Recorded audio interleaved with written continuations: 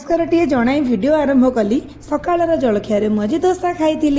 दोसाटा निजे करनी मो मार्केट रू आनी टेस्ट ओके ओके थिला बोली स्वामी को कही दीपर खायापी मुझे 6 जन को 9 भजा कर